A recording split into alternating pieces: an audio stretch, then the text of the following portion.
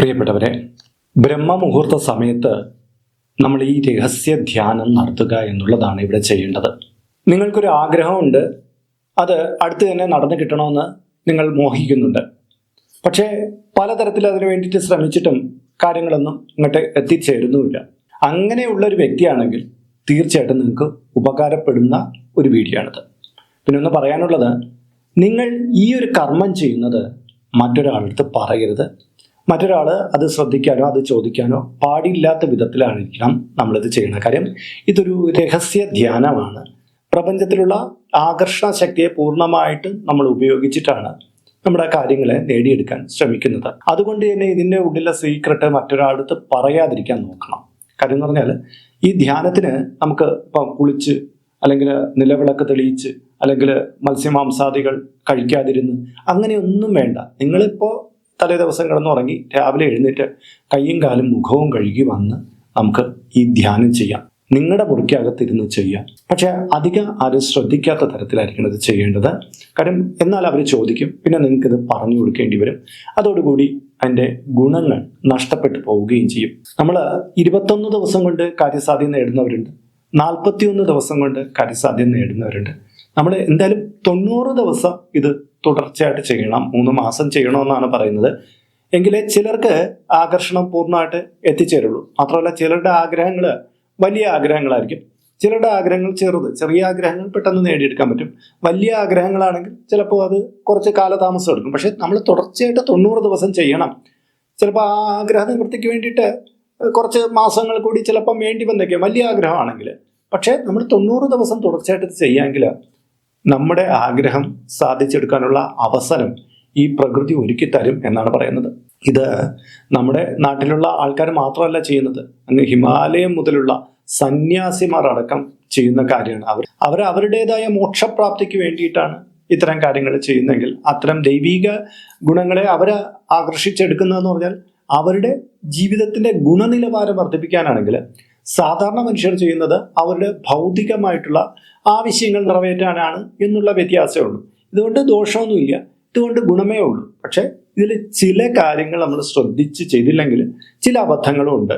അത് ഈ വീഡിയോയുടെ അവസാനം ഞാൻ പൂർണ്ണമായിട്ട് പറഞ്ഞുതരാം. അപ്പോൾ ഇത് എങ്ങനെയാണ്, ഏത് രീതിയിലാണ് ചെയ്യേണ്ടതെന്ന്, ഏത് മന്ത്രം ജപിച്ചിട്ടാണ് നമ്മളിത് ചെയ്യേണ്ടത് വ്യക്തമായിട്ട് ഞാൻ പറഞ്ഞുതരാം. നമസ്കാരം, ഞാൻ RJ അയ്യർ, ഹരിചന്ദന മഠം. ഹൈന്ദവ ആചാര സംബന്ധമായ, ജ്യോതിഷ, മോട്ടിവേഷൻ സംബന്ധമായ ഒട്ടേറെ കാര്യങ്ങൾ പറഞ്ഞിരുന്ന ഒരു വാട്സപ്പ് ചാനൽ നമുക്കുണ്ട്. ഇതിൻ്റെ കീഴെ ഡിസ്ക്രിപ്ഷൻ ബോക്സിലും കമൻറ്റ് ബോക്സിലും അതിൻ്റെ ലിങ്ക് കൊടുത്തിട്ടുണ്ട്. അതിലൂടെ ചാനൽ ജോയിൻ ചെയ്താൽ നിങ്ങളുടെ പിറന്നാളിന്, നിങ്ങളുടെ കുടുംബ അംഗങ്ങളുടെ പിറന്നാളിന് സൗജന്യമായിട്ട് പുഷ്പാഞ്ജലി അർച്ചനകൾ നടത്തി കിട്ടുന്നതാണ്. അപ്പോൾ ബ്രാഹ്മമുഹൂർത്ത വിളക്കിനെ കുറിച്ചൊക്കെ ഏതാണ്ട് എല്ലാവർക്കും അറിയാം. ബ്രാഹ്മമുഹൂർത്ത സമയത്ത് എഴുന്നേറ്റ് ജപിക്കുക, അങ്ങനെയുള്ള കാര്യങ്ങളെക്കുറിച്ചും ഇന്ന് പൊതുവെ എല്ലാവർക്കും അറിയുന്ന കാര്യങ്ങൾ തന്നെയാണ്. ബ്രാഹ്മമുഹൂർത്തത്തിന്റെ ഉണർവിനെ കുറിച്ച് നമ്മുടെ ഭാരതീയർ മാത്രമല്ല, ഇന്ന് വൈദേശികരെ എല്ലാവരും വളരെ അറിവുള്ളവരാണ്. അതുകൊണ്ട് തന്നെ വളരെ രാവിലെ എഴുന്നേൽക്കുക, നിങ്ങളുടെ പ്രവൃത്തികളിലേക്ക് ഏർപ്പെടുക, പെട്ടെന്ന് സക്സസ് ഉണ്ടായി വരുമെന്ന് പറയുന്ന തരത്തിലുള്ള ഒരുപാട് സ്പീച്ചുകൾ നമ്മുടെ ചുറ്റുപാടുമുണ്ട്. ഈ ബ്രാഹ്മമുഹൂർത്ത സമയത്തിന്റെ ഗുണം, ആ പ്രപഞ്ചമായിട്ട്, ആ വികസിച്ചു വരുന്ന പ്രപഞ്ചത്തിന്റെ ശക്തി പൂർണ്ണമായിട്ട് നമുക്ക് എടുക്കാൻ പറ്റുന്ന ഒരു മുഹൂർത്തമാണെന്ന് എല്ലാവരും തിരിച്ചറിഞ്ഞിട്ടുണ്ട് എന്നുള്ളതാണ്. പ്രകൃതിയിലെ പക്ഷികളും എല്ലാം അവരുടെ ചേക്ക വിട്ട് പുറത്തേക്ക് ഇറങ്ങാൻ തുടങ്ങുന്ന ഒരു സമയം കൂടിയാണിത്. കിഴക്ക് വെള്ള കയറി തുടങ്ങുന്ന സമയം.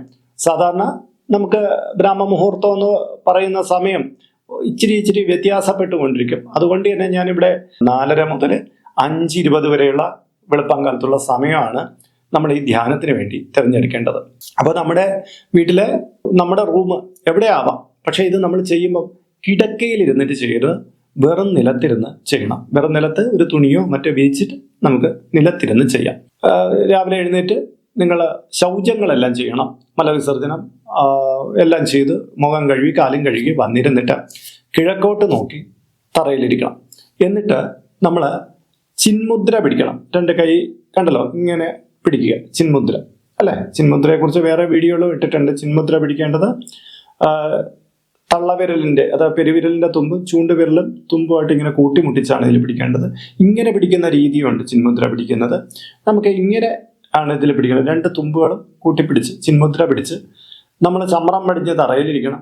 എന്നിട്ട് രണ്ട് തുടകൾക്ക് മീതെ കൈ ഇങ്ങനെ വെച്ച് മലർത്തി വെച്ച് ഇതേപോലെ മലർത്തി വെച്ച് നമ്മൾ ഇരിക്കണം.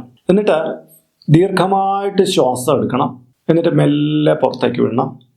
ദീർഘമായിട്ട് ശ്വാസം എടുക്കണം, പിന്നെ മെല്ലെ പുറത്തേക്ക് വിടണം. വീണ്ടും ശ്വാസം ദീർഘമായിട്ട് എടുക്കണം, മെല്ലെ പുറത്തേക്ക് വിടണം. അങ്ങനെ 3 തവണ ഇത് ചെയ്യണം. പിന്നെ നമ്മൾ ദീർഘമായിട്ട് ശ്വാസം എടുത്തിട്ട് ഈ ശ്വാസം നമ്മുടെ 2 പുരികത്തിൻ്റെ ഇടയിൽ കൂടി ഇങ്ങനെ ചുറ്റിക്കറങ്ങുകയാണ് എന്നൊന്ന് സങ്കല്പിക്കണം. എന്നിട്ട് ദീർഘമായിട്ട് പുറത്തേക്ക് വിടണം. വീണ്ടും ഒരു ശ്വാസം എടുക്കണം. ഈ ശ്വാസം നമ്മുടെ മുഖത്തിന് ചുറ്റും ഇങ്ങനെ ചുറ്റിക്കറങ്ങുന്നു എന്നുള്ള സങ്കല്പത്തിൽ ഒന്ന് ഇരിക്കണം. പിന്നെ മെല്ലെ പുറത്തേക്ക് വിടണം. ഇതിങ്ങനെ ചുറ്റിക്കറങ്ങുന്നൊന്നുമില്ല, പക്ഷെ നമ്മൾ സങ്കല്പിക്കുമ്പോൾ ഇതിൻ്റെ അദൃശ്യഗണങ്ങൾ ഇങ്ങനെ വരുന്നുണ്ട്. ഇനി മൂന്നാമത് നമ്മൾ ദീർഘമായിട്ടൊരു ശ്വാസം എടുക്കണം. നമ്മുടെ ശരീരത്തിന് പൂർണ്ണമായിട്ട് നമ്മുടെ കാല് മുതൽ തല വരെ എല്ലാ ഭാഗത്തും ഈ ശ്വാസം ഇങ്ങനെ ചുറ്റിക്കറങ്ങുന്നുണ്ട് എന്ന് ചിന്തിച്ചിട്ട് ശ്വാസം പുറത്തേക്ക് വിടണം. ഇനി നമ്മൾ ഈ പ്രപഞ്ചത്തിൽ അങ്ങ് ഉദിക്കാറായ സൂര്യൻ ഇങ്ങനെ അങ്ങനെ ആഴക്കടലിൽ നിന്ന് ഇങ്ങനെ പൊങ്ങി വരുന്നതായിട്ട് മനസ്സിലിങ്ങനെ സങ്കല്പിക്കണം. എന്നിട്ട് ഓം ക്ലീം, ഓം ക്ലീം, ഓം ക്ലീം എന്നിങ്ങനെ 8 മിനിറ്റ് ജപിക്കണം. നമ്മൾ ഈ ചിന്മുദ്ര പിടിക്കുന്നതിന് തൊട്ട് മുമ്പ് 10 മിനിറ്റ് നമ്മളിങ്ങനെ ചിന്മുദ്ര പിടിച്ച് ശ്വാസം എല്ലാം എടുത്തതിന് ശേഷം ഈ മന്ത്രം ജപിക്കാൻ തൊട്ട് മുമ്പ് നമ്മുടെ മൊബൈലിലോ മറ്റൊരു 8 മിനിറ്റ് ഒന്ന് സെറ്റ് ചെയ്ത് വെച്ചാൽ കൊള്ളാം. അല്ലെങ്കിൽ 10 മിനിറ്റ് ആയിപ്പോയി എന്നും പറഞ്ഞ് കുഴപ്പമില്ല. 10 15 മിനിറ്റ് നമുക്ക് വേണമെങ്കിൽ ജപിക്കാം. ഏറ്റവും കുറഞ്ഞത് 8 മിനിറ്റ് എന്നുള്ളതാണ്. 8 മിനിറ്റ് ഇങ്ങനെ ഓം ക്ലീം. ഈ ക്ലീം എന്ന് പറയുന്ന സൗണ്ട് കുറച്ച് നീട്ടി എടുക്കണം. അപ്പോൾ ഇത് നമ്മുടെ മനസ്സിൽ വളരെ ശബ്ദം താഴ്ത്തി ഇത് നമ്മുടെ മനസ്സിൽ ജപിച്ചുകൊണ്ടിരുന്ന നമ്മൾ പലവിധ ചിന്തകളിലേക്ക് ആയിപ്പോവും. ആ ഉദിച്ചു വരുന്ന സൂര്യനെ മാത്രം ചിന്തിച്ചുകൊണ്ടാണ് നമ്മളിങ്ങനെ ജപിക്കേണ്ടത്. ഈ ഉദിച്ചു വരുന്ന സൂര്യനെ ചിന്തിക്കുന്നതിനോടൊപ്പം തന്നെ നമുക്ക് കൈവരാൻ പോകുന്ന ഒരു കാര്യത്തെക്കുറിച്ച്, അതായത് നമ്മൾ നേടിയെടുക്കാൻ ആഗ്രഹിക്കുന്ന ഒരു കാര്യത്തെക്കുറിച്ച് കൂടി നിങ്ങളുടെ ചിന്താമണ്ഡലത്തിൽ ഉണ്ടായിരിക്കണം കേട്ടോ. സൂര്യനെ ചിന്തിക്കുകയും ഒപ്പം തന്നെ നമ്മൾ ഒരു കാര്യം നേടാൻ വേണ്ടിയിട്ടാണ് നമ്മളിങ്ങനെ ചെയ്യുന്നെങ്കിൽ അതൊരു അഫർമേഷനാണ്. നമ്മുടെ പ്രകൃതിയിൽ നിന്ന് നമുക്കിത് നേടിയെടുക്കണം. അതിന് വേണ്ടിയിട്ട് നമ്മളിങ്ങനെ ആ ഉദയസൂര്യ എല്ലാത്തിൻ്റെ ഉദയമാണ് നമ്മൾ കാണുന്നത്. ആ സൂര്യൻ ഉദിച്ചു വരുന്നു, അതിൻ്റെ പ്രസരണം നമ്മളിലേക്ക് വരുന്നു. ക്ലീം ശക്തി, ആകർഷണ ശക്തിയാണ്. ഇതൊരു ബീജമന്ത്രമാണ്. ഈ പ്രപഞ്ചത്തിലെ ഏറ്റവും വലിയ ആകർഷണ ബീജമന്ത്രമാണ് ക്ലീം എന്ന് പറയുന്നത്. ഈ സ്വരം കൊണ്ട് തന്നെ നമ്മളിലേക്ക് എന്തും ആകർഷിപ്പിച്ചെടുക്കാൻ പറ്റും. പക്ഷേ ഇവിടെ ഡേഞ്ചർ ആയിട്ടുള്ളൊരു കാര്യമുണ്ടെന്ന് ഞാൻ ആദ്യമേ പറഞ്ഞു. നിങ്ങൾ ചുമ്മാ രോഗങ്ങളെക്കുറിച്ച് ചിന്തിച്ചുകൊണ്ടിരിക്കരുത്, അല്ലെങ്കിൽ നെഗറ്റീവായിട്ടുള്ള കാര്യങ്ങളെക്കുറിച്ച് ചിന്തിച്ചുകൊണ്ടിരിക്കരുത്.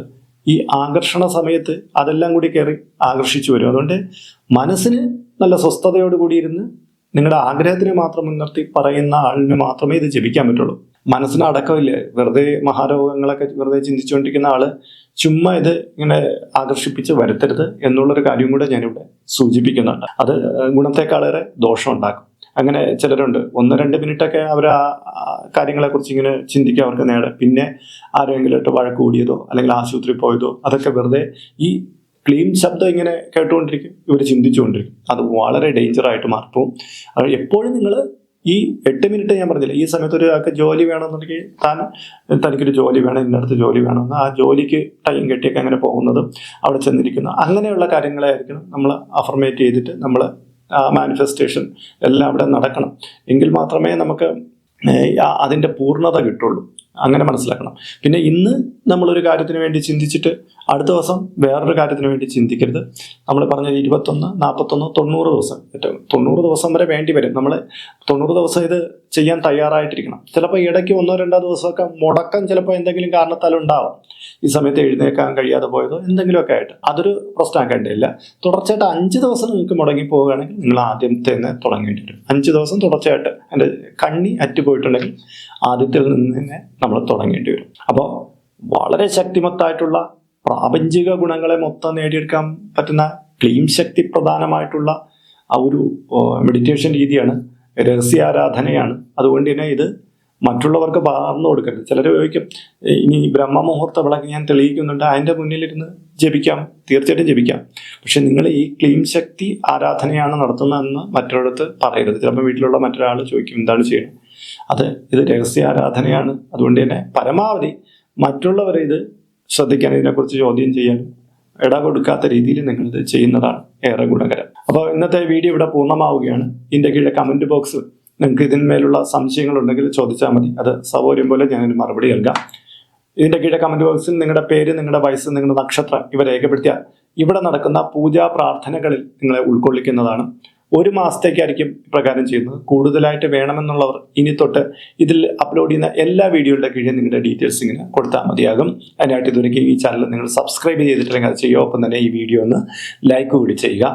ഇതിൽ കാണുന്നത് എൻ്റെ വാട്സപ്പ് നമ്പറാണ്. ജ്യോതിഷ സംബന്ധമായതും പൂജാ സംബന്ധമായതുമായ അപ്പോയിൻമെൻറ്റിന് വേണ്ടിയിട്ടാണ് ഇത് നൽകിയിരിക്കുന്നത്. നേരിട്ട് വിളിച്ചു കഴിഞ്ഞാൽ കിട്ടുകയില്ല. നിങ്ങളുടെ പേര്, നിങ്ങളുടെ സ്ഥലം ഇവ രേഖപ്പെടുത്തി വാട്സപ്പിലൂടെ മെസ്സേജ് ചെയ്യുക. അപ്പോൾ അഡ്മിൻ ഒരു മാർഗ്ഗനിർദ്ദേശം അയച്ചു നൽകുന്നതാണ്. ആ മാർഗ്ഗനിർദ്ദേശം അനുസരിച്ച് അപ്പോയിൻമെൻ്റ് എടുത്തിട്ട് വിളിക്കാവുന്നതാണ്. പ്രിയപ്പെട്ടവരെ, ഇപ്പോൾ യൂട്യൂബിൽ ഒരു സ്റ്റോർ നമ്മൾ ആരംഭിച്ചിട്ടുണ്ട്. നിങ്ങൾക്ക് ആവശ്യമുള്ള പൂജാ സാധനങ്ങൾ മേടിക്കാൻ വേണ്ടിയിട്ടുള്ള ഒരു സ്റ്റോറാണിത്. കുറേ സാധനങ്ങൾ ലിസ്റ്റ് ചെയ്തിട്ടുണ്ട്. നിങ്ങളുടെ ആവശ്യത്തിന് വേണ്ടുന്ന കാര്യങ്ങൾ നിങ്ങൾ നോക്കിയിട്ട് നിങ്ങൾക്ക് ആ തുകയ്ക്ക് മേടിക്കാൻ ഇത് ഗുണകരമാണോ എന്നൊക്കെ ഒന്ന് സെർച്ച് ചെയ്തിട്ട് വേണമെങ്കിൽ ഇത് നിങ്ങൾക്ക് പർച്ചേസ് ചെയ്യാവുന്നതാണ്. ഈ രീതിയിലാണ് മൊബൈൽ ഫോണിൽ കാണപ്പെടുക.